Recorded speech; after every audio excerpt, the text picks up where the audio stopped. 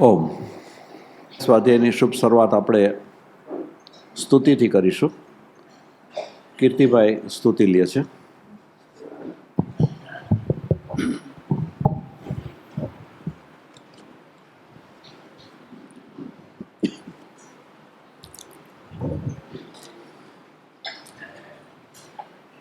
ઓમ. અરિહંતો ભગવંત ઇન્દ્ર મહિતા સિદ્ધાશ્ચ સિદ્ધિ સ્થિતા આચાર્ય જીન શાસનો નતિ કરા પૂજ્યા ઉપાધ્યાયકા શ્રી સિદ્ધાંત સુપાઠકા મુનિવરા રત્નત્રયા રાધકા પંચૈતે પરમેષ્ઠિનાં प्रतिदिनं कुर्वन्तु वो मङ्गलं कुर्वन्तु वो मङ्गलं महादिव्या कुक्षिरत्नं शब्दजितरवात्मजम् राजचन्द्रमहं वन्दे तत्त्वलोचनदायकं प्रभुतत्त्वलोचनदायकम् अज्ञानां तिमिरान्धानां ज्ञानां जनशलाकया नेत्ररुन्मीलितं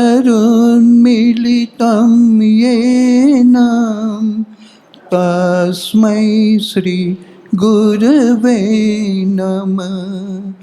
तस्मै श्रीगुरवे नमः. ઓમ. સ્વાધ્યાયનો વિષય છે સમ્યક્ત્વના 5 લક્ષણો. પાંચ લક્ષણો એટલે સંવેગ, નિર્વેદ, આસ્થા અને અનુકંપા. સવારના આપણે આના માટે થોડીક પ્રાસ્તાવિક વાત કરેલી હતી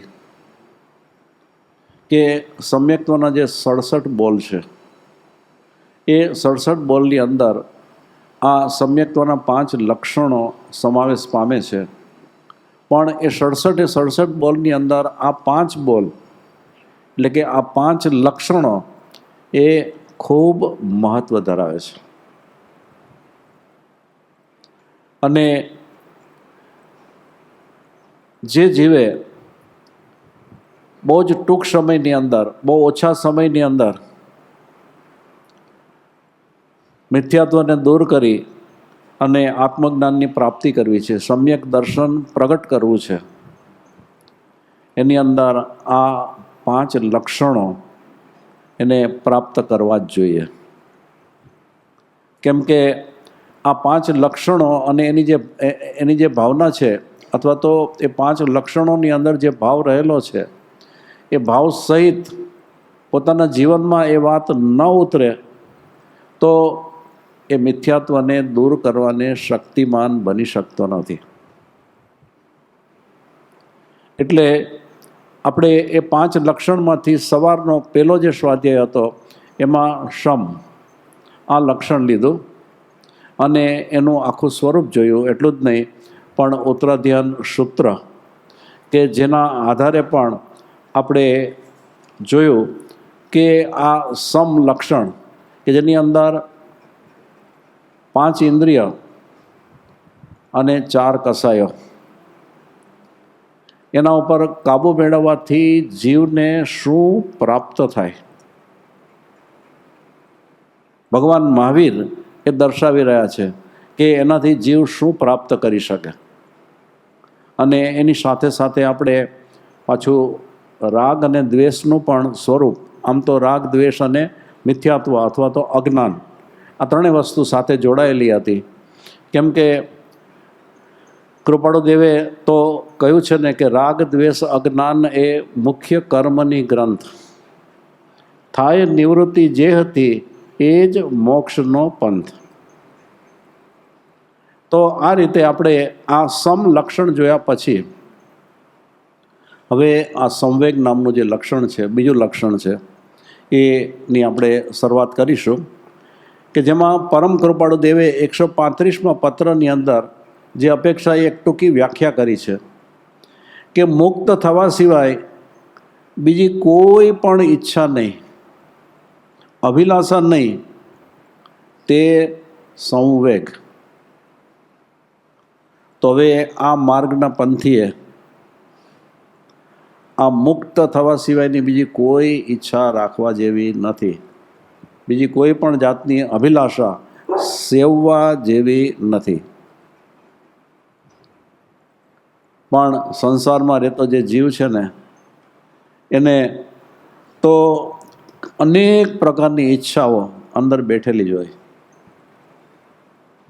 અને એને એ પ્રાપ્ત કરી લેવો અથવા તો અનેક પ્રકારની અભિલાષાઓ એ સેવ્યા કરતો હોય. જેમ કે એક વૃદ્ધ,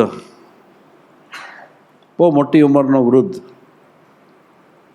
પણ એની આંખના તેજ ચાલી ગયા હતા, બહુ સુખી, એટલો બધો સુખી કે એનો કુટુંબ, પરિવાર બધા ખૂબ ખૂબ ખુશ અને આનંદમાં રહે. તે એ ભગવાનની ઉપાસના કરતો હતો. તે ભગવાનને કીધું, માગ માગ, તને શું જોઈએ? તો આંધળો માણસ ભગવાન પાસે શું માગે છે કે મારી 7 માળની હવેલી હોય, સોના રૂપાના પલંગો હોય, મારો આખો પરિવાર એ હવેલીમાં ખૂબ આનંદથી રહેતો હોય, અને હું 7મા માળે બેઠો બેઠો આ બધું જોયા કરું. આંધળો છે તો ભગવાન પાસે પાછું એ માગી લીધું કે હું એ બધું જોયા કરું. તો હવે આ કેવી અભિલાષા અથવા તો આ કેવી જીવની ઈચ્છા કે ખાલી એ સંસારનો જ વિચાર કરી શકે, સંસારના સુખનો જ વિચાર કરી શકે, બાહ્ય સુખનો જ વિચાર કરી શકે. અને અનેક પ્રકારના અજ્ઞાની જે જીવો છે એ તો આ ઈચ્છા અને અભિલાષાથી આમ ગળા સુધી ભરેલા હોય, અને એ ઈચ્છા અને અભિલાષા ક્યાં સુધી ચાલતી હોય તો કે એનો છેલ્લો શ્વાસ ચાલતો હોય ને ત્યાં સુધી એને એ ઈચ્છા અને અભિલાષા રહ્યા જ કરતી હોય, રહ્યા જ કરતી હોય.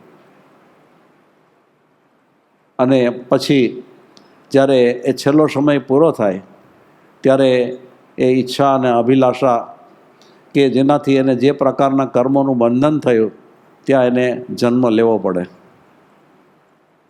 અને આમ એના જન્મ મરણ ચાલુ જ રહે. તો અહીંયા બેઠેલા એકોએક મુમુક્ષુના અંતઃકરણની અંદર ભલે અનેક પ્રકારની ઈચ્છા અને અભિલાષા ભરેલી પડી હોય, પણ એ બધી ઈચ્છા અને અભિલાષાને દૂર કરીએ જ છૂટકો છે.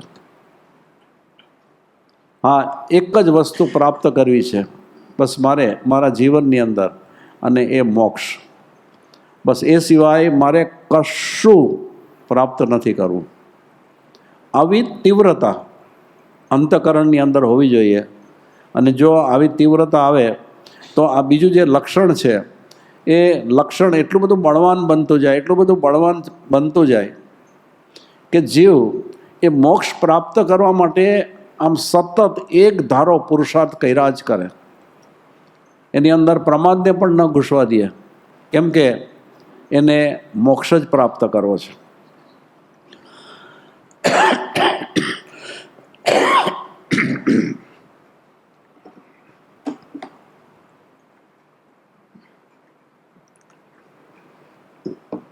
તો આ ઈચ્છા ને અભિલાષા, એક જ ઈચ્છા ને અભિલાષા કે જેનાથી એને આટલું બધું બળ અને શક્તિ મળે છે અને એ પુરુષાર્થ કરે છે. એમ વ્યવહારિક જીવનમાં દરેકે દરેક જીવને કંઈ ને કંઈ કાર્યો કરી લેવાની ઈચ્છા હોય, તીવ્ર ઈચ્છા હોય, તો એને એ તીવ્ર ઈચ્છા છે એટલે એ કાર્ય કરવા અથવા તો એને જે પ્રાપ્ત કરવું છે એ પ્રાપ્ત કરવા માટે થઈને સતત પુરુષાર્થ કરવાનો. જેમ કે વેપારી છે અને એને કંઈક એવો વેપાર જમાવવો છે કે એને એમ જ છે કે બસ મારે મારા જીવનની અંદર આવો મોટો વેપાર જમાવવો છે. હવે આને આવી તીવ્ર ભાવના વ્યક્ત કરી અને પછી એ વેપાર જમાવવાને માટે થઈને એ સતત એની પાછળ પુરુષાર્થ કરે,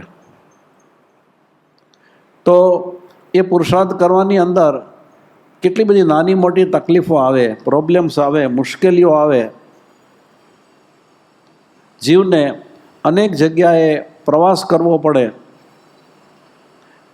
અને એ પ્રવાસ કરતા અને એ કાર્ય કરતા એને ખાવાનો સમય પણ ન રહે, પીવાનો સમય પણ ન રહે, ઊંઘવાનો સમય પણ ન રહે, પણ એને એ કાર્ય કરવું છે તો એ બરાબર એની પાછળ લાગી પડે અને જે આવી રીતે લાગે છે એ મોટે ભાગે પોતાનું કાર્ય સિદ્ધ કરી શકે છે.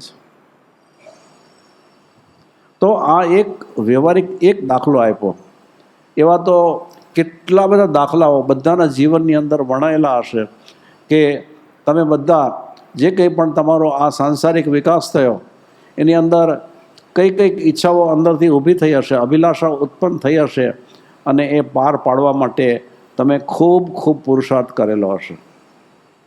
ઘરમાં લગ્ન પ્રસંગ હોય તો મહેમાનો હોય તો મહેમાનોને આપણે સારી જગ્યા સુવા બેસવા માટે આપીએ. આપણને તો એ આપણી ઓરિજિનલ જગ્યા તો ન મળે, પણ ખૂણામાં ક્યાંક ગોદડું પાથરીને સૂઈ જવાનો વખત પણ આવે, પણ જીવ બધું સહન કરી લે, કેમ કે એને એ લગ્નનો પ્રસંગ ખૂબ સારી રીતે પાર પાડવો છે. એટલે એ બધી તો વ્યવહારિક વાત થઈ અને એ વ્યવહારિક વાત માટે તો જીવ હંમેશા પુરુષાર્થી રહેતો જ હોય છે. એને જે ઈચ્છા કરે એ પ્રમાણે એ પુરુષાર્થ કરતો જ હોય છે. પણ હવે એ બધું છોડી અને ખાલી એક જ ઈચ્છા કે મારે મોક્ષની પ્રાપ્તિ કરવી છે.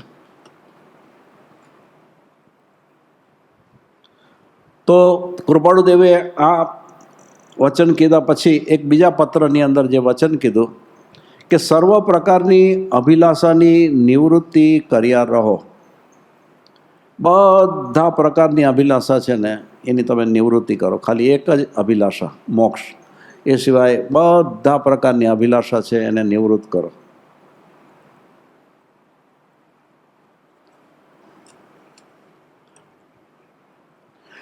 તો એ ઉપરાંત બીજા જે મહાપુરુષોના વચનો છે કે સંવેગ, કદાચ આ વાત રિપીટ પણ થાય પણ અત્યારના લઉં છું. સંવેગ એટલે કે મોક્ષ પ્રાપ્તિની અતિશય ઈચ્છા અને ભવ ઉપર વૈરાગ્ય. તો મોક્ષ પ્રાપ્તિની અતિશય ઈચ્છા છે અને એ ઈચ્છા પાર પાડવી હોય તો પોતે જે વર્તમાનમાં જે જીવન જીવી રહ્યો છે, જે ભવ એનો પસાર થઈ રહ્યો છે, એના ઉપર એને વૈરાગ્ય તો આવવો જ જોઈએ. કેમ કે જો એને આ સંસારિક પદાર્થો પ્રત્યેનો વૈરાગ્ય ન આવે તો અનેક પ્રકારની ઈચ્છાઓ ઉત્પન્ન થયા કરવાની. તો ઓલી જે મોક્ષ પ્રાપ્ત કરવાની ઈચ્છા છે ને એ તો ગૌણ થઈ જાય. એટલે સાથે વૈરાગ્ય જોઈએ. તો એ વૈરાગ્યની અંદર જે સાંસારિક પદાર્થો છે એ પદાર્થો ઉપરનો મોહ અને એના પ્રત્યેની જે આસક્તિ છે એ આસક્તિને છોડતા જવાની છે.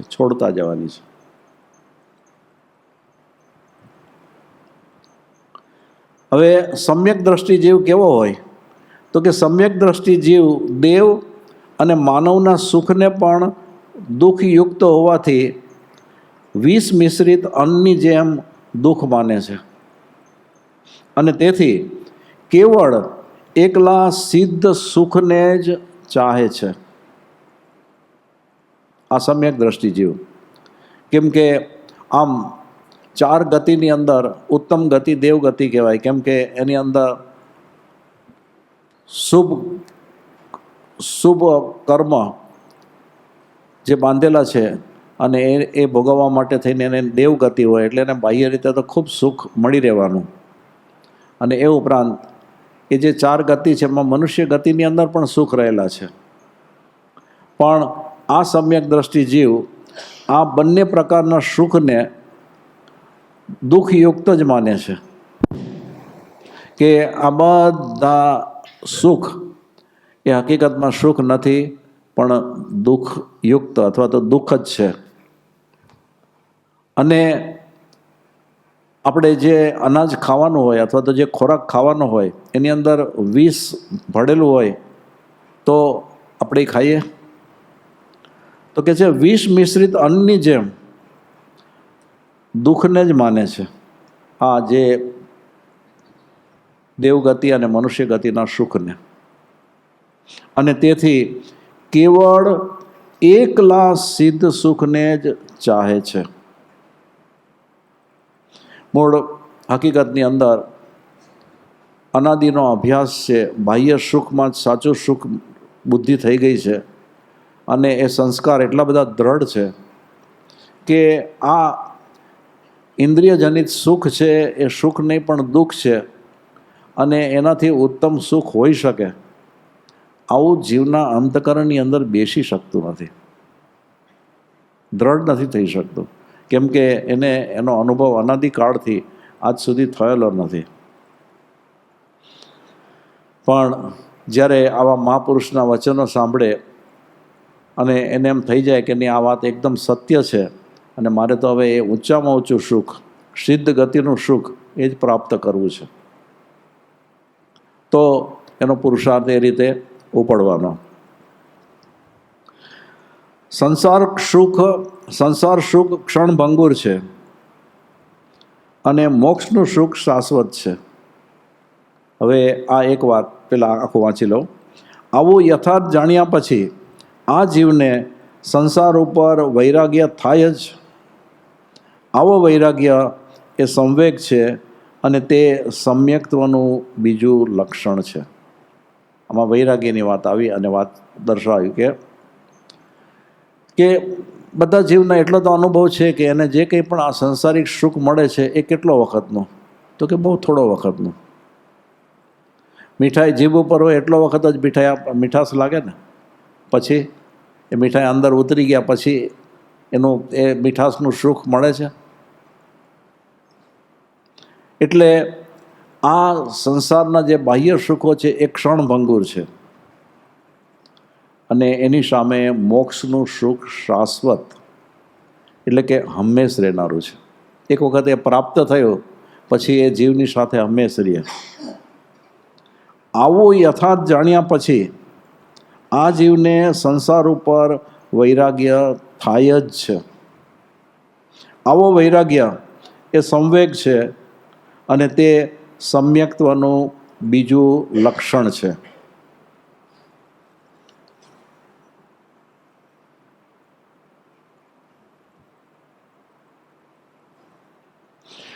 હવે આપણે આ જે સંવેગ છે એની બીજી વ્યાખ્યા જોઈએ. આ બધી અલગ અલગ પ્રકારની જે વ્યાખ્યા જોઈએ એમાંની હવે બીજી વ્યાખ્યા, કે જે પુરુષ દેવ આદિકના સુખને પણ દુઃખરૂપ માને અને મોક્ષના અભિલાષારૂપ સંવેગ સહિત હોય અથવા તો મોક્ષની અભિલાષારૂપ સંવેગથી હોય તે શંકિતવાન કહેવાય છે. અને શંકિતવાન કીધું. સંવેગ એટલે કે મુક્ત થવા સિવાય બીજી કોઈ પણ પ્રકારની ઈચ્છા નહીં, અભિલાષા નહીં. એવો જીવ સાંસારિક સુખાભાસને દુઃખરૂપ માને છે અને એકમાત્ર મોક્ષ મેળવવાની જ ઈચ્છા રાખે છે. તો આપણે જે ઉપરની બધી વ્યાખ્યાઓ જોઈ એની અંદર આ વાત આવી ગઈ, એટલે આ વાત બરાબર બેસી જાય. એટલે છતાં ફરીથી લઉં છું કે જે પુરુષ દેવ આદિકના સુખને પણ દુઃખરૂપ માને છે અને મોક્ષના અભિલાષારૂપ સંવેગ સહિત હોય તે શંકિતવાન કહેવાય છે. સંવેગ એટલે કે મુક્ત થવા સિવાય બીજી કોઈ પણ પ્રકારની ઈચ્છા નહીં, અભિલાષા નહીં. અને એવો જીવ સાંસારિક સુખાભાસને દુઃખરૂપ માને છે અને એકમાત્ર મોક્ષ મેળવવાની જ ઈચ્છા રાખે છે. તો હવે આના અનુસંધાનની અંદર જે કથા છે કે જે કથાથી બધા પરિચિત છે, પણ આપણે તો આ સંવેગ ભાવ અને એ વાતને અંતઃકરણની અંદર દ્રઢ કરવા માટે થઈને આપણે જે આ કથા છે અનાથી મુનિની કથા એ અત્યારના લઈએ છીએ. કેમ કે આમાંથી તો ઘણા બધા એવા હશે કે આ અનાથી મુનિની આખી કથા મોઢે હશે, બરાબર જાણતા હશે કે આ અનાથી મુનિની કથા કેવી છે અથવા તો એનું ચરિત્ર કેવું છે. પણ હવે આ સંવેગ, આ જે લક્ષણ છે એને મધ્યમાં રાખી અને આપણે આ કથા જોઈએ કે રાજગૃહી નગરીમાં શ્રેણિક રાજા રાજ્ય કરતો હતો. તે નગરની બહાર ઉપવનમાં ક્રીડા કરતા રાજાએ એક મુનિને સમાધિમાં તત્પર જોયા. તે મુનિનું શરીર અતિ કોમળ હતું અને તેનું રૂપ જગતને વિસ્મય કરે તેવું સુંદર હતું. તેમને જોઈ અને રાજાએ વિચાર્યું કે અહો આ મુનિનું રૂપ, અહો આના લાવણ્યની વર્ણિકા, અહો આની સૌમ્યતા, અહો એની ક્ષમા. હવે એ મુનિ કે એનો પ્રભાવ જ એવો હશે કે ધ્યાનમાં બેઠો છે, ધ્યાનમાં બેઠેલો જુએ છે અને આ શ્રેણિક રાજાને એનું રૂપ કેવું, એનું લાવણ્ય અને વર્ણિકા કેવી, સૌમ્યતા કેવી, આ બધું એટલે કદાચ બાહ્યથી દેખાય, પણ એની ક્ષમા. હવે આ ગુણ છે એ આંતરિક ગુણ કે જેની દ્રષ્ટિ છે ને ખરેખર અંતર્મુખ હોય ને એને આવો ખ્યાલ આવે. અને અહો આની ભોગમાં પણ અસંગતા, અર્થાત એ સર્વ અપરિમિત છે.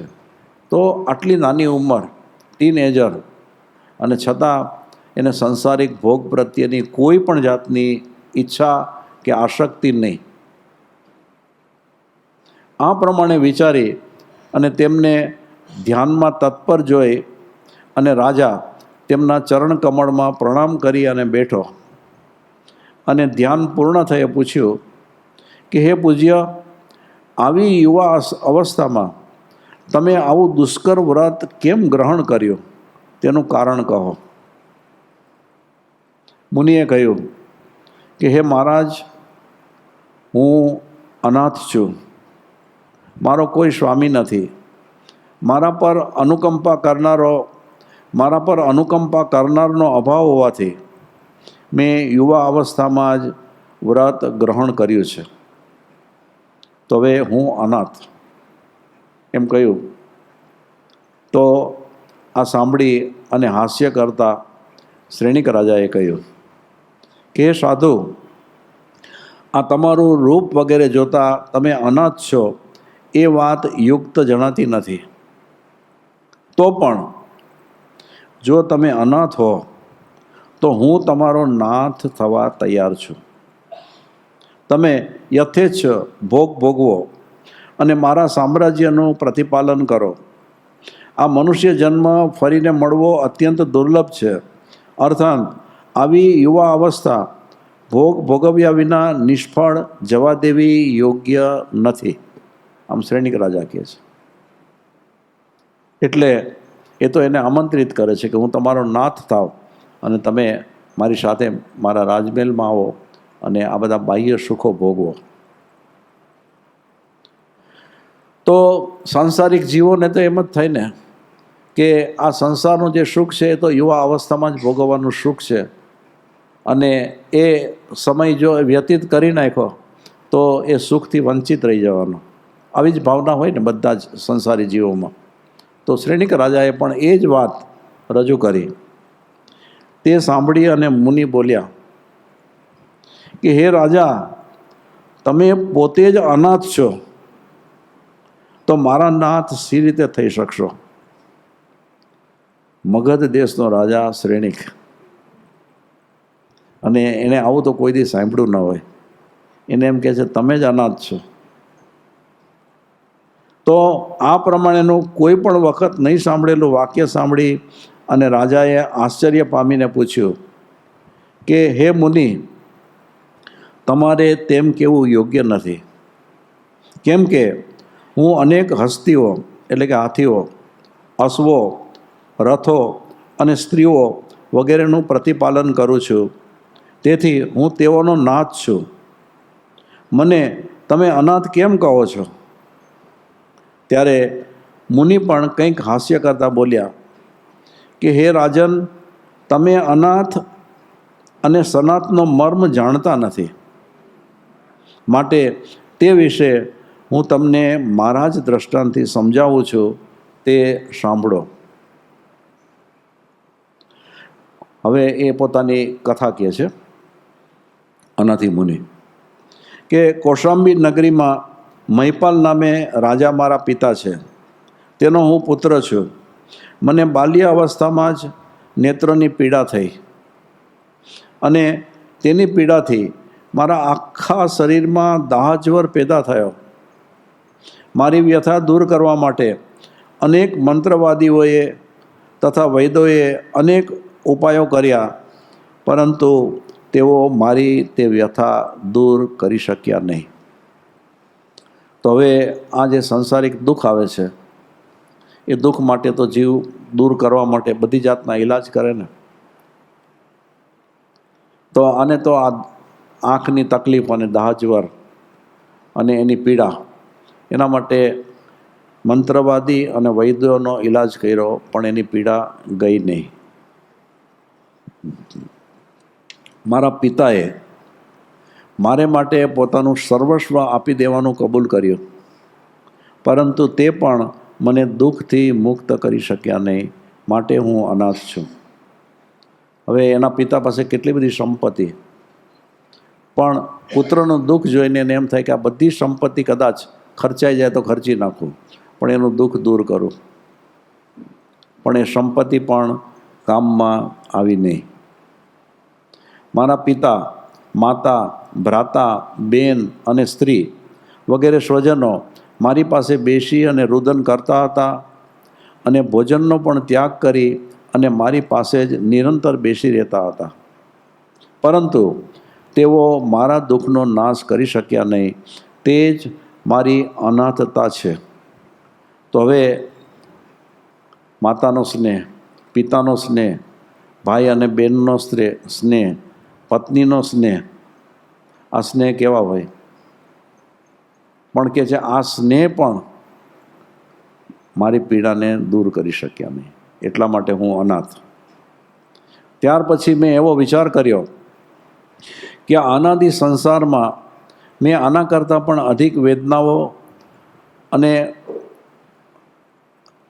આના કરતાં પણ અધિક વેદનાઓ અનેક વખત સહન કરી હશે, પણ આજે આટલી વેદના પણ હું સહન કરી શકતો નથી. તો હવે આગામી કાળે અનાદિ સંસારમાં હું આવી વેદના કેમ સહન કરી શકીશ? હવે આ યુવા અવસ્થાની અંદર આ વેદના સહન નથી થતી, તો આખું જીવન એની અંદર જે પણ વેદના આવે એ મારાથી કેમ સહન થશે? માટે જો હું ક્ષણવાર પણ આ વેદનાથી મુક્ત થાવ તો તરત જ પ્રવજ્યા ગ્રહણ કરું કે જેથી આગામી કાળે આવી વેદના સહન કરવી પડે નહીં. પ્રવજ્યા એટલે દીક્ષા. તો કે જો હું દીક્ષા લઉં તો પછી મારે આવી વેદના સહન ન કરવી પડે. હે રાજા, આ પ્રમાણે વિચાર કરતાં હું સૂઈ ગયો અને તરત જ મારી વેદના શાંત થઈ ગઈ. તેથી યોગ અને ક્ષેમનો કરનાર હોવાથી આ આત્મા જ નાથ છે એવો નિશ્ચય કરી અને મેં પ્રાતઃકાળે સ્વજનોને સમજાવી તેમની રજા લઈ અને ચારિત્ર અંગીકાર કર્યો. તેથી હવે હું મારો તથા બીજા 3 જીવોનો પણ નાથ થયો છું. કેમ કે યોગ ક્ષેમ કરનાર માત્ર આત્મા જ છે. વળી હે રાજન, બીજી રીતે પણ અનાથતા કહેલી છે તે સાંભળો. તો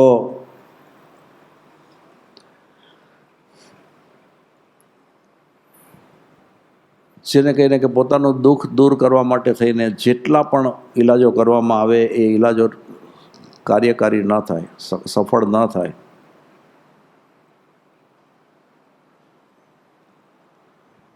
તો જીવને અંદરથી અંતઃકરણથી એક વૈરાગ્ય તો જાગવો જોઈએ ને કે આ તો સંસારી જીવન કેવું છે અને હજુ પણ મારે મારું જે જીવન વિતાવવાનું છે એમાં કેટલા દુઃખ આવશે, હું કેમ સહન કરીશ. અને જ્યારે એને આ પ્રવજ્યા લેવાનું ધારણ કર્યું, એટલે કે જીનેશ્વર ભગવંતનું શરણ ગ્રહણ કરવાનું નક્કી કર્યું અને આમ મનથી એને નક્કી કર્યું કે હવે હું પ્રવજ્યા લઈશ અને જીન ભગવંતનું શરણ ગ્રહણ કરીશ, એવી જ એને નિંદર આવી ગઈ. એટલું જ નહીં પણ એ બધી જ વેદના શાંત થઈ ગઈ. શાંત તો થઈ પણ એને પાછી દીક્ષા પણ લીધી. હવે દીક્ષા લીધા પછી એને પોતાનું અજ્ઞાન દૂર કર્યું હશે ને, કેટલો પુરુષાર્થ કર્યો હશે. તો જ્યારે એનું અજ્ઞાન દૂર થયું, એ અજ્ઞાન દૂર નહોતું થયું ત્યાં સુધી એ અનાથ હતો. પણ જ્યારે એનું અજ્ઞાન ગયું, આત્મ સ્વરૂપની પ્રાપ્તિ થઈ, તો એ અનાથમાંથી સનાથ બન્યો. અને એટલું જ નહીં પણ બીજા જીવોનો પણ એ નાથ બની ગયો. બીજા 3 જીવોનો પણ નાથ થયો છું. કેમ કે યોગ અને ક્ષેમ કરનાર માત્ર આત્મા જ છે. વળી હે રાજન, બીજી રીતે પણ અનાથતા કહેલી છે તે સાંભળો. જેઓ પ્રવજ્યા ગ્રહણ કરી અને અતિ પ્રમાદને લીધે 5 મહાવ્રતોનું પાલન કરતા નથી, રસોને લીધે ગૃદ્ધ રહે છે અને ઇન્દ્રિયોને નિયમમાં રાખતા નથી, તેઓને જ શ્રી જીનેશ્વર અનાથ, તેઓને જ જીનેશ્વરે અનાથ કહેલ છે. એટલે 5 મહાવ્રતનું પાલન ન કરે અને 5 ઇન્દ્રિય અને એના વિષયોની અંદર ગૃદ્ધ રહે, કશાય ભાવો કરે, આ બધા જીવો અનાથ છે. જે સાધુ અંતે વિપરીત આચરણ કરે છે, હવે આમ આ સાધુને લક્ષીને વાત કરી, પણ જે સાધુ અંતે વિપરીત આચરણ કરે છે તેનું સાધુપણું નિરર્થક છે અને તેથી માત્ર આ લોક જ તેનો નાશ પામે છે એમ નહીં, પણ તેનો પરભવ પણ નાશ પામે છે. એટલે વિપરીત આચરણ કરવાથી એનો વર્તમાન ભવ તો નાશ થાય, પણ આના પછીનો જે ભવ પ્રાપ્ત થવાનો હોય એ પણ નાશ થાય. ચારિત્રના ગુણથી યુક્ત એવો સાધુ આત્મબુદ્ધિથી આશ્રવ રહિત સંયમનું પ્રતિપાલન કરી અને સમગ્ર 8 કર્મોનો ક્ષય કરી અનંત સુખવાળા નિર્વાણ એટલે કે મોક્ષ પદને પામે છે.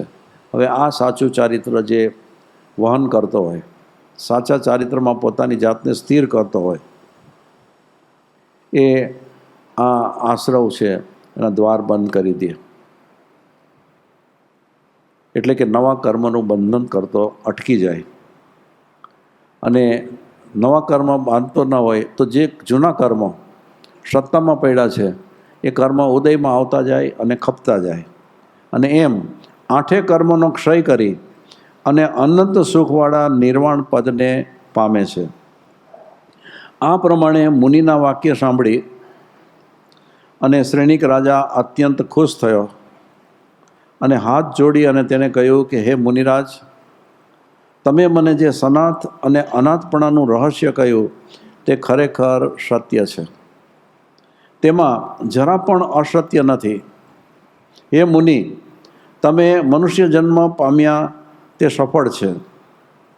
જગતને વિશે તમે જ ઉત્તમ લાભ પામ્યા છો. વળી તમે શ્રી જીનેશ્વરના ધર્મને વિશે રહ્યા છો, તેથી તમે જ સનાથ છો અને તમે જ બંધુયુક્ત છો. વળી તમે જ ચારિત્ર લીધું ત્યારથી સ્થાવર અને જંગમ એવા અનાથ પ્રાણીઓના ખરેખર નાથ થયા છો. તેથી હું મારા અપરાધનો નાશ કરવા સારું તમને ખમાવું છું. આમ શ્રેણિક રાજા આ અનાથી મુનિને ખમાવે છે.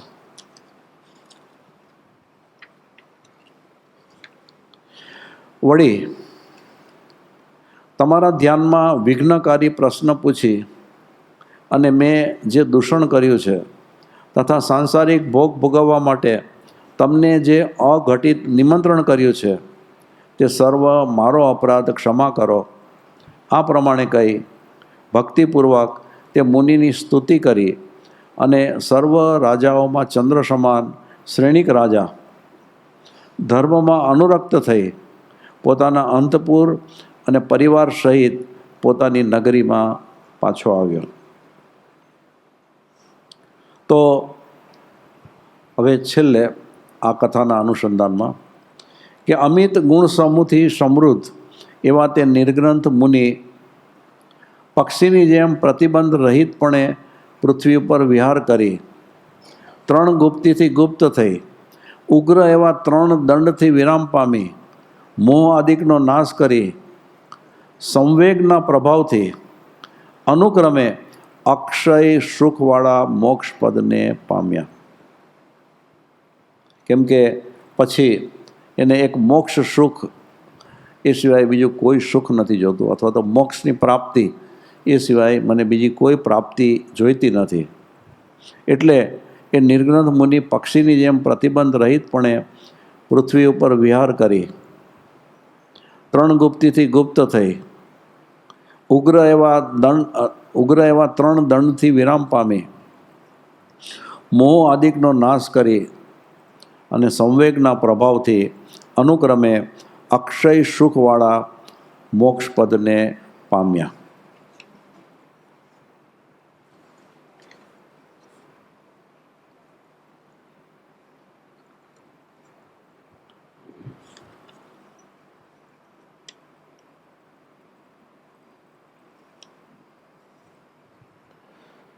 પછી આપણે હવે બીજો એક પ્રસંગ જોઈએ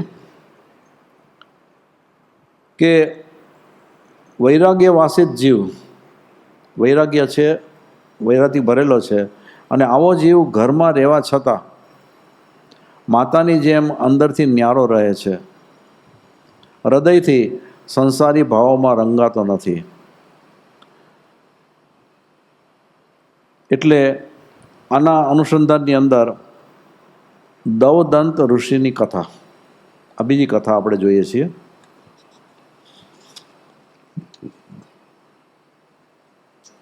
આ કથા પણ આમ તો આ બધી જૈન કથાઓ છે એનાથી બધા કંઈ ને કંઈ કોઈને કોઈ રીતે પરિચિત તો હોય જ. તો આ દવદંત ઋષિ તે ને માટે કહે છે કે તે આ પ્રમાણે હસ્તી શીર્ષ નામનું એક નગર હતું. ત્યાં દવદંત નામનો બળવાન રાજા હતો. હસ્તી શીર્ષ આમ તો મોટે ભાગે હસ્તિનાપુર કહેવાય. એક વખત ભરત ક્ષેત્રના 3 ખંડના સ્વામી એવા જરાસંઘ નામના પ્રતિવાસુદેવ રાજાની સેવા કરવા માટે આ દવદંત રાજા રાજગૃહી નગરીમાં ગયો. હવે આ દવદંત રાજા પ્રતિવાસુદેવની સેવા કરવા માટે ગયો હતો. એટલે એને પોતાનું આ હસ્તિનાપુર નગર છોડીને ગયો હતો. તે સમયે હસ્તિનાપુર નગરથી આવી અને પાંડવોએ આવી અને ગામમાં દૌદંત રાજા ન હોવાથી છળ પામી અને હસ્તિશીર્ષ ગામ લૂંટ્યું. અને રાજગૃહથી પાછા ફરેલા દૌદંત રાજાએ આ સમાચાર સાંભળ્યા. ગુસ્સે ભરાયેલા દૌદંત રાજાએ પોતાના સૈન્ય સહિત હસ્તિનાપુર ઉપર ચડાઈ કરી. જેમ લવણ સમુદ્રથી જંબુદ્વીપ વીંટાયેલો છે તેમ તેના સૈન્ય વડે હસ્તિનાપુરનો ઘેરો ઘાલ્યો અને વાણીમાં ચતુર એવા દૂતને યુધિષ્ઠિર રાજા પાસે મોકલ્યો અને કહ્યું કે છળ પામી અને લૂંટવું એ નપુસંકોનો માર્ગ છે. ઉત્તમ વંશમાં જન્મેલાનો આ માર્ગ નથી. તેથી જો તમારામાં પરાક્રમ હોય તો નગર બહાર આવી અને યુદ્ધ કરો. દૂતના આવા વચન સાંભળી અને ભયભીત થયેલા તે પાંડવો ગુફામાંથી જેમ શિયાળ ન નીકળે તેમ હસ્તિનાપુર નગરમાંથી યુદ્ધને માટે બહાર ન આવ્યા. ઘણા દિવસ સુધી ઘેરો ઘાલવા છતાં પાંડવો લડવા ન આવવાથી ઉદ્વેગ પામેલો દૌદંત રાજા સ્વનગરમાં પાછો ફર્યો. મનમાં વિચાર્યું કે ક્ષત્રિય કુળમાં ઉત્પન્ન થયેલા પુરુષને સન્મુખ આવેલા પાત્રો સાથે જ યુદ્ધ કરવું ઉચિત છે. સામે લડવા આવે તો એની સાથે યુદ્ધ કરાય, બાકી એમને એમ તો ન કરાય. એટલે કે અન્યથા જો બીજી રીતે લડાઈ કરવા જાય તો અપયશ જ પ્રાપ્ત થાય. એમ વિચારી અને પોતાના દેશનું ન્યાય અને નીતિપૂર્વક રાજ્ય પાળે છે. કેટલાક સમય પછી તે ગામમાં, હવે આ દૌદંત રાજા તો પાછો વયો ગયો, આની અંદર કદાચ હસ્તિશીર્ષ નગર અને હસ્તિનાપુર બંને અલગ અલગ હોય એવું લાગે છે. મેં એવો જેવો અભ્યાસ કરવો જેવો નહોતો કર્યો, પણ આમ એ પોતાના ગામમાં દૌદંત રાજા પહોંચી ગયો અને નીતિપૂર્વક રાજ્ય પાળે છે. કેટલાક સમય પછી તે ગામમાં નેમિનાથ પ્રભુના શિષ્ય શ્રી ધર્મ ઘોષ સુરીજી મહારાજ પધાર્યા. તેઓની અમૃત સરખી ધર્મદેશના સાંભળી અને પાપ સંતાપ વિનાનો થયો છતો એ રાજાને શું થયું કે રાજ્ય એ અકાર્ય છે, ભંડારો એ કારાગાર છે, પત્નીઓ એ ચિત્ત બળ અને વીર્યનું અપહરણ કરનારા છે, અને વિષયો એ વિષ છે, અને એની જે સેના ચતુરંગીય સેના હતી એ ચતુરંગીય લશ્કર એ 4 ગતિમાં ભમવાનું સાધન છે. એમ માનતો પરમ સંવેગને વહન કરતો રાજ્યભારને ત્યજી અને પ્રવજ્યા સ્વીકારનાર બન્યો અને દીક્ષિત થયા પછી ગુરુ પાસે અભ્યાસ કરી અને પરમ ગીતાર્થ અને પરમ સંવેગવાળા મુનિ બન્યા. એક વખત આ રાજર્ષિ એટલે કે જે મુનિ બનેલો છે એ વિહાર કરતાં કરતાં હસ્તિનાપુર નગરમાં ગામની ભાગોળે મેરુ પર્વતની જેમ નિષ્પ્રકમપણે પ્રતિમાધારી થઈ અને કૌશકમાં રહ્યા.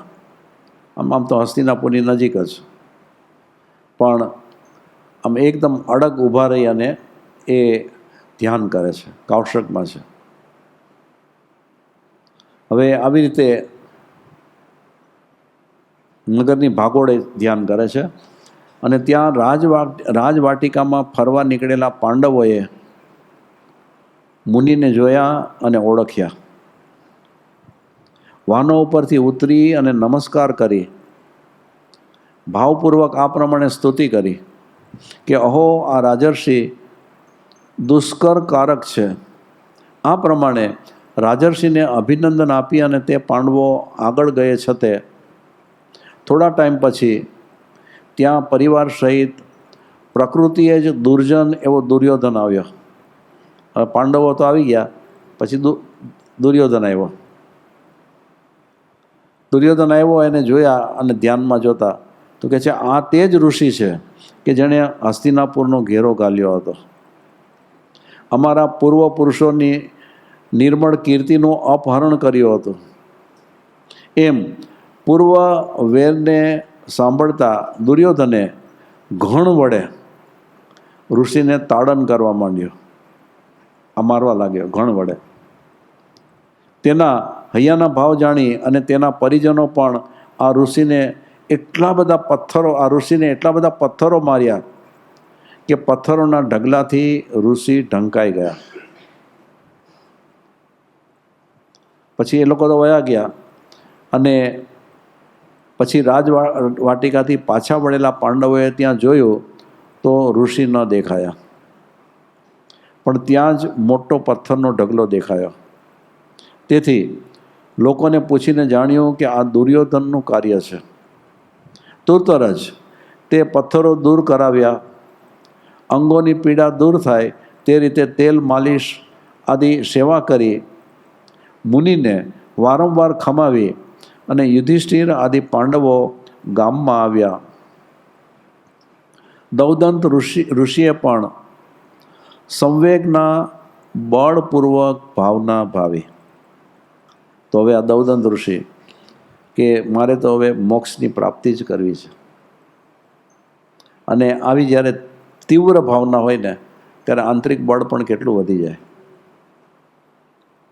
એટલે બળપૂર્વક ભાવના ભાવી જ્ઞાન દર્શન યુક્ત એવો એક મારો આત્મા જ શાશ્વત છે, બાકી બધા જ આ બાહ્ય ભાવો સંયોગ માત્રથી જ પ્રાપ્ત થયેલા છે. તેથી અપકાર કરનાર કૌરવો ઉપર અને સેવા કરનાર પાંડવો ઉપર સમચિત વૃત્તિવાળા દૌદંત રાજર્ષિ દુઃસહ પીડા પરિસરને સહે છે. હવે પાંડવોએ તો એને પછી સારી રીતે બહાર કાઢી માલિશ કર્યું, અને ઓલાએ તો ખૂબ મારી અને પથ્થરથી ઢાંકી દીધા. તો પેલા પ્રત્યે રોષ ભાવ નહીં, એટલે કે દ્વેષ ભાવ નહીં. પાંડવોએ એને બચાવ્યા, એના પ્રત્યે રાગ ભાવ નહીં. આમ સમ વૃત્તિવાળા દૌદંત ઋષિ દુઃસહ પીડા પરિસરને સહે છે. યુધિષ્ઠિરે ઘરે જઈ અને દુર્યોધનને ઠપકો આપ્યો કે અરે દુષ્ટ, આ તે શું કર્યું? તેઓએ હસ્તિનાપુરનો ઘેરો ગાલ્યો ત્યારે તું ક્યાં ગયો હતો? શું તેઓનું પ્રસિદ્ધ પરાક્રમ નથી સાંભળ્યું? તેઓએ ગામને લશ્કરથી વીંટ્યું ત્યારે આપણે તેઓ વડે જીતાયા છીએ, અને હમણાં તેઓએ 5 ઇન્દ્રિયોને જીતી છે. હવે આ મુખ્ય વાત, એને ગામનો ઘેરો ગાયેલો ને ત્યારથી જ એમ કે આપણી હાર અને એની જીત થયેલી છે. પણ એ હાર અને જીત જે છે ને એ બાહ્ય છે, પણ આ દૌદંત ઋષિએ 5 ઇન્દ્રિયોને જીતી છે. બસ એના ઉપર એને કાબુ મેળવી લીધેલો છે. અને દુર્ધર 5 મહાવ્રતનો ભાર વહન કર્યો છે. તેથી તેઓને જીતવા કોણ સમર્થ છે? ઇત્યાદિ ઘણો ઠપકો આપ્યો. દૌદંત રાજર્ષિ પણ સંવેગ અને વૈરાગ્યના પરિણામવાળા શત્રુમિત્ર તુલ્ય ગણી અને ક્ષપક શ્રેણી આરોહી કેવડી થઈ અને મોક્ષે ગયા. સમ્યક્ત્વનું સંવેગ એ આ બીજું લક્ષણ છે, અને તેથી સમ્યક દ્રષ્ટિ જીવે દૌદંત ઋષિની જેમ સંવેગ પરિણામવાળા બનવું. તો આ પ્રમાણે આપણે આ બીજી વાત જોઈ. હવે ઉત્તરાધ્યન સૂત્ર, એની અંદર સંવેગ. તો 29મો અધ્યયન છે, અને આપણે આની પહેલાં જે એના બોલ લીધેલા હતા એ પાછળના હતા. આની અંદર તો પહેલો જ બોલ છે સંવેગ. એટલે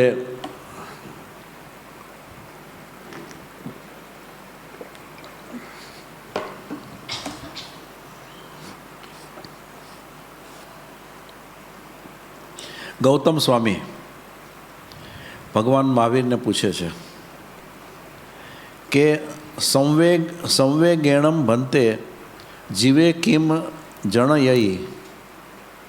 હે પ્રભુ, સંવેગથી જીવાત્મા શું પ્રાપ્ત કરી શકે છે, શું મેળવી શકે છે? આપણે તો આ બે કથાઓ અને બેમાં તો આપણે ઘણું બધું જોયું, પણ હવે આ ભગવાન મહાવીરના વચનથી જોઈએ. પ્રભુ સમાધાન કરતા કહે છે કે સંવેગથી અનુત્તર ધર્મ શ્રદ્ધા જાગે છે અને એવી અપૂર્વ ધર્મ શ્રદ્ધાથી શીઘ્ર વૈરાગ્ય ઉત્પન્ન થાય છે. તે દ્વારા તે અનંતાનુબંધી કસાઈને ખપાવે છે અને ત્યારે કોઈ પણ એક પ્રકારના સંકિતની સ્થિતિ હોય છે.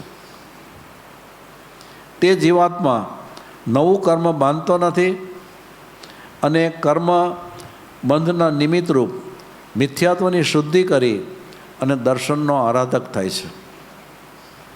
ક્ષાયિક સંકિતની ઉચ્ચ સ્થિતિ પ્રગટે હવે આવો આરાધક કે જેને ક્ષાયિક સંકિત સુધી પહોંચી જાય તો કોઈક જીવ તો તે ભવે મોક્ષ પામે છે અને જેઓ તે ભવે મોક્ષ ન પામે તો આત્મવિશુદ્ધિ વડે ત્રીજે ભવે અવશ્ય મોક્ષ પામે છે. આમ સંવેગથી ભવ એટલે કે જન્મ મરણના ફેરા સીજી જાય છે, બુદ્ધ બને છે, મુક્ત બને છે, નિર્વાણ પામે છે, સર્વ દુઃખનો અંત કરે છે. સંવેગ એટલે કે મોક્ષે જવા સિવાય બીજી ઈચ્છા ન રહેવી તે. સંવેગ એટલે સર્વ પ્રકારની અભિલાષાનો ત્યાગ, નિવૃત્તિ કરવી તે સંવેગ. હવે આની અંદર આમ થોડુંક વધારે ઊંડાણથી એટલે કે સૂક્ષ્મતાથી વાત છે, કેમ કે બધાની આમ જેમ જેમ ભૂમિકા વધતી જાય એમ એને ઊંડાણથી આના રહસ્યો સમજાતા હોય. તો આની અંદર શું કહે છે કે જે સ્વભાવ તરફ લઈ જાય તેને કહેવાય સંવેગ. આત્માને સંસારમાંથી મુક્તિ તરફ પ્રયાણ કરાવે તે સંવેગ. ટૂંકમાં સંવેગ એટલે કે મોક્ષ તરફની તીવ્ર અભિલાષા. અંદરમાંથી સંસારની આસક્તિ ઉઠી જાય, પછી સંસાર પ્રત્યેની કોઈ આસક્તિ ન રહે, એટલે કે એને વૈરાગ્ય, ચઢહળતો વૈરાગ્ય આવી જાય. પણ સ્વભાવ તરફ લઈ જાય તે સંવેગ. આત્માને સંસારમાંથી મુક્તિ તરફ પ્રયાણ કરાવરાવે તે સંવેગ.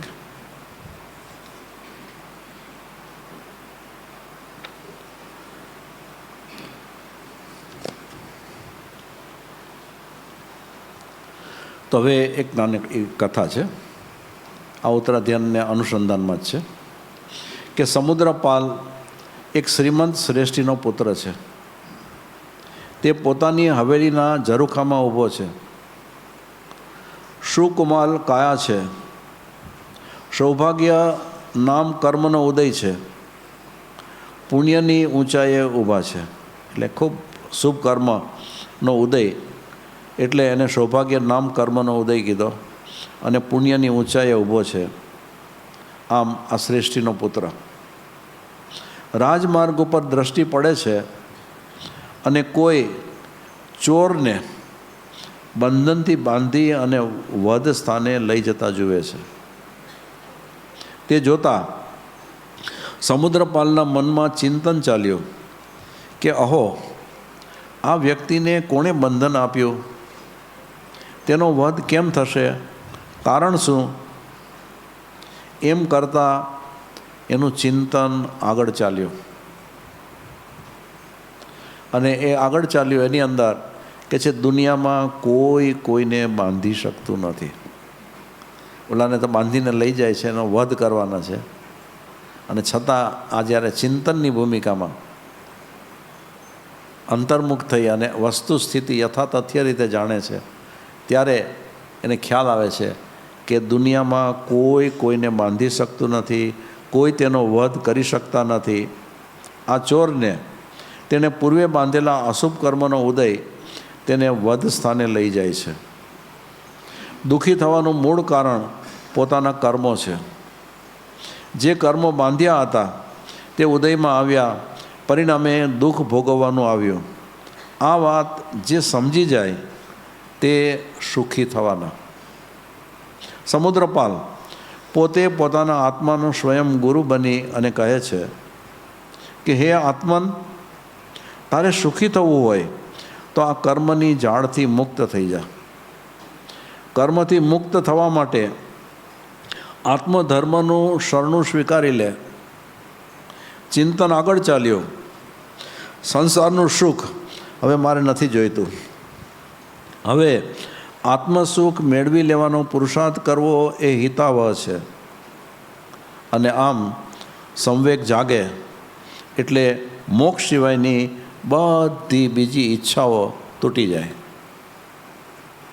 સંવેગથી અનુત્તર ધર્મને આરાધવાથી શ્રદ્ધા જન્મે છે. આ શ્રદ્ધાને અતૂટ બનાવી દેવાથી આ જીવન સફળ બનાવી શકાશે. અત્યાર સુધી તો આપણો વેગ સંસાર તરફનો રહેલો છે, જેને આવેગ કહે છે. સંસાર તરફનો વેગ છે એને આવેગ કહે છે, જે પાપ કરાવે છે. તો માટે હે આત્મન, તારી શક્તિને સ્ફુરાયમાન કરી ઉર્ધ્વમુખી અંતર્મુખી બનાવી અને સ્વભાવ તરફ લઈ જા. જેમ જેમ પરમાત્માની વાણી અંદરમાં સ્થિર થતી જશે તેમ તેમ અંતરમાં જ્ઞાનનો દર્શનનો પ્રકાશ ફેલાતો જશે. આત્મસિદ્ધિ શાસ્ત્રમાં કહ્યું છે કે કષાયની ઉપશાંતતા માત્ર મોક્ષ અભિલાષ, ભવે ખેદ પ્રાણી દયા, તે કહીએ જિજ્ઞાસ. તો અહીં પણ કહ્યું છે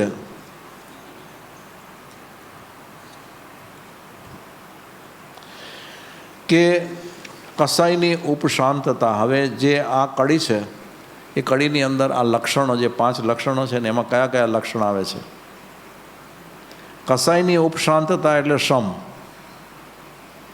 મોક્ષની અભિલાષા એ સંવેગ, ભવ કરવા પ્રત્યે ખેદ એ નિર્વેદ, અને પ્રાણી માત્ર પ્રત્યે દયા એ અનુકંપા. જો ફરીથી લો, કસાઈની ઉપશાંતતા, માત્ર મોક્ષ અભિલાષ, ભવે ખેદ પ્રાણી દયા, તે કહીએ જિજ્ઞાસ. તો આની અંદર 4 લક્ષણો આવી ગયા. હવે કૃપાળુદેવે કેવી અદ્ભુત રચના કરી છે. આ ગુણો પ્રત્યે, લક્ષણ પ્રત્યે રુચિ પ્રગટી જાય તો પોતાના પ્રત્યે, નિર્ગ્રંથ ગુરુ પ્રત્યે શ્રદ્ધા, અતૂટ શ્રદ્ધા પ્રગટી જાય. વળી હૃદયમાં કોઈ પણ પ્રત્યે દ્વેષભાવ ન જોઈએ, કોઈ પ્રત્યે ઈર્ષાભાવ નહીં કરવાના, પણ જરૂર પડે તો બીજાને ઉપયોગી બનવા પુરુષાર્થ કરવાનો. અનંતાનુબંધી કસાઈને દૂર કરવા સતદેવ, સદગુરુ અને સતધર્મ પ્રત્યે અતૂટ શ્રદ્ધા જરૂરી છે. આ સંવેગ ભાવ આવે ને એટલે શ્રદ્ધા દૃઢ અને મજબૂત બનતી જ જાય. આવો અનુત્તર ધર્મ સમજાઈ જાય તો અનુકંપાના પરિણામ પ્રગટી જાય અને અનંતાનુબંધી કસાય મોડા પડવા માંડે, અને તે સાથે મિથ્યાત્વની નિબીડ ગાંઠ પોચી પડે અને તેનો ક્ષય કરી શકાય. તો અપૂર્વ એવું સમ્યક દર્શન પ્રગટી જાય.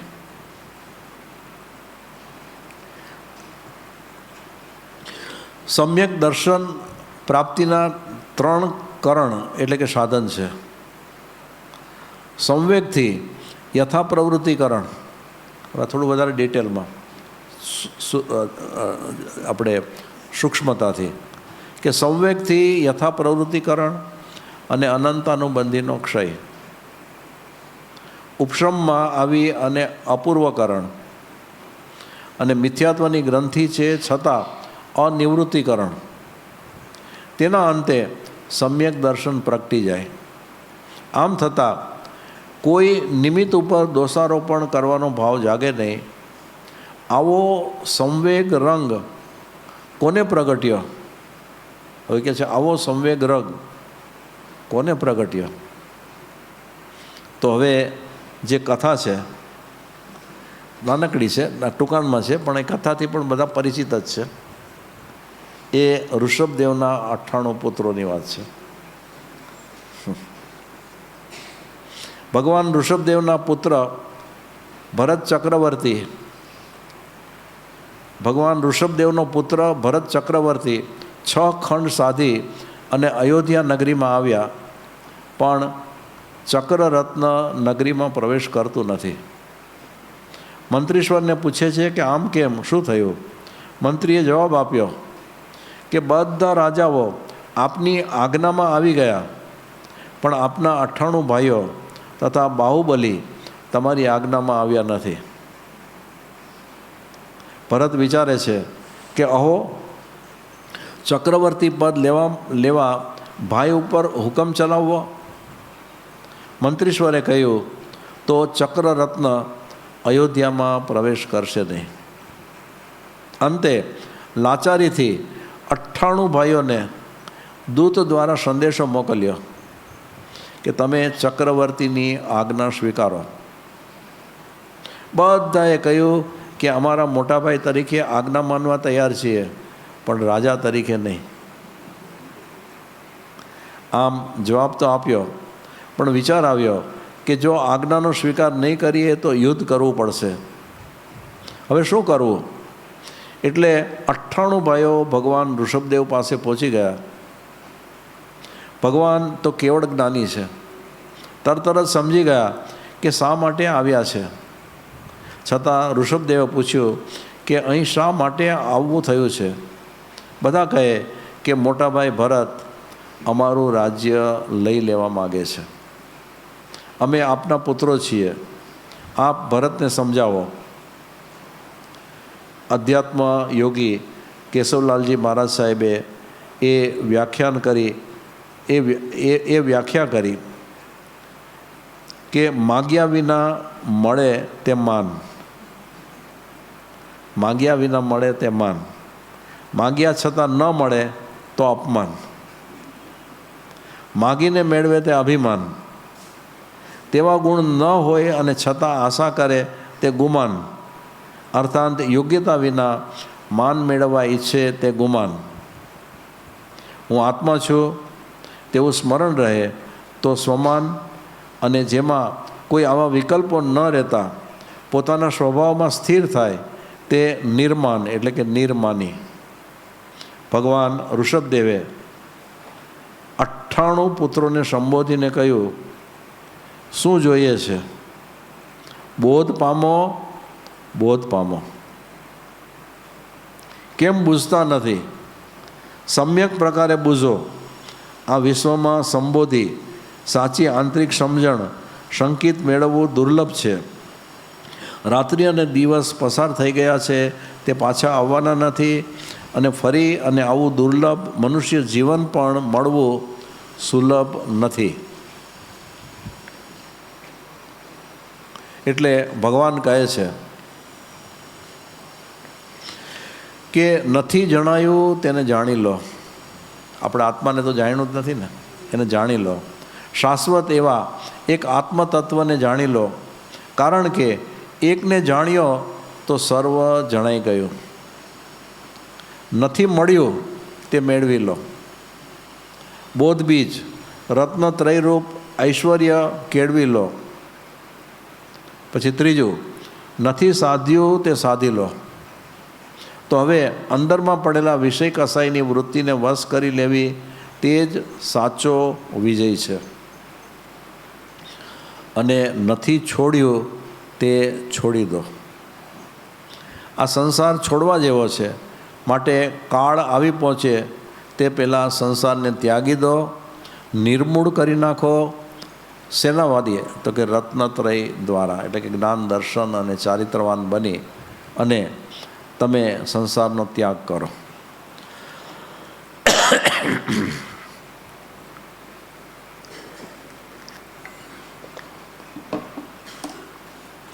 આ ઉપદેશ 98 ભાઈઓને રૂચી ગયો, સંવેગ પ્રગટી ગયો અને ભગવાનની આજ્ઞા સ્વીકારી અને મુનિ બની ગયા, સાધનામાં લાગી ગયા.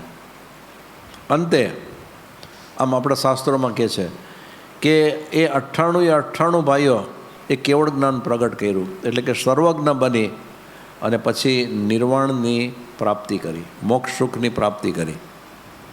આ કથાનો પરમાર્થ એ છે કે આત્મામાં માત્ર મોક્ષની અભિલાષા સિવાય બધાનો ત્યાગ કરી અને સાધનામાં લાગી અને સંસારને પૂરો કરી દેવાનો પુરુષાર્થ કરી દેવો જરૂરી છે, હિતાવહ છે.